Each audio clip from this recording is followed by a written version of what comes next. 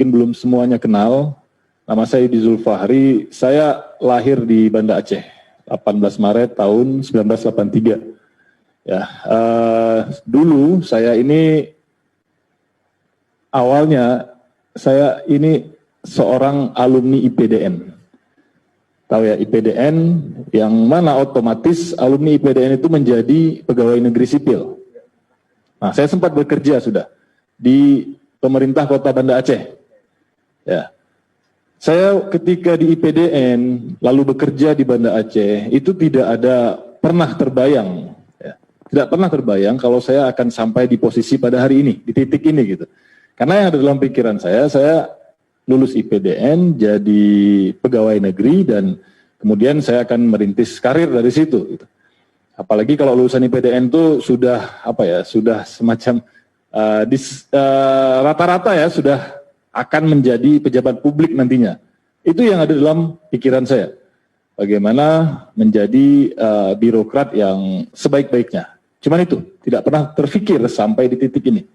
Tapi kemudian ada sesuatu yang menghampiri saya, kalau kata Pak Direktur tadi, virus. Ya. Virus radikalisme itu mulai menjangkiti saya.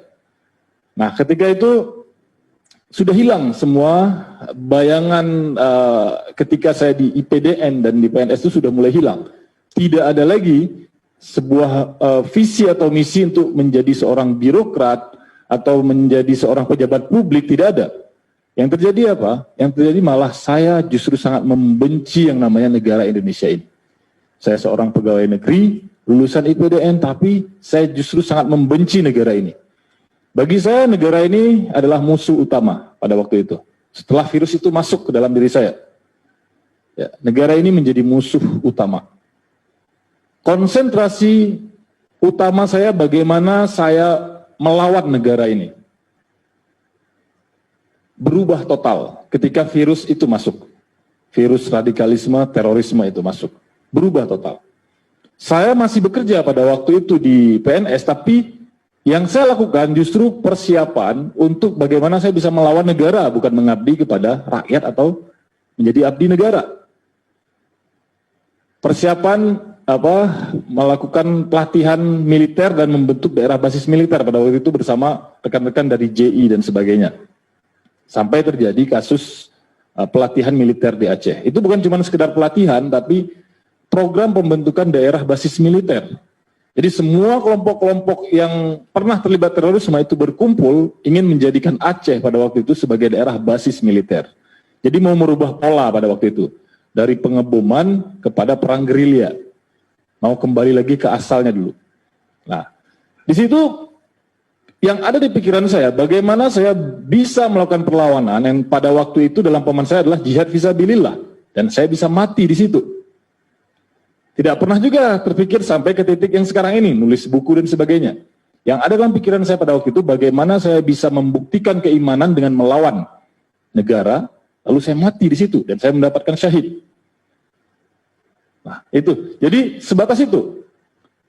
Dan ketika saya memutuskan ikut itu, cuma ada dua pilihan memang dalam pikiran saya. Kalau saya tidak mati, berarti saya tertangkap.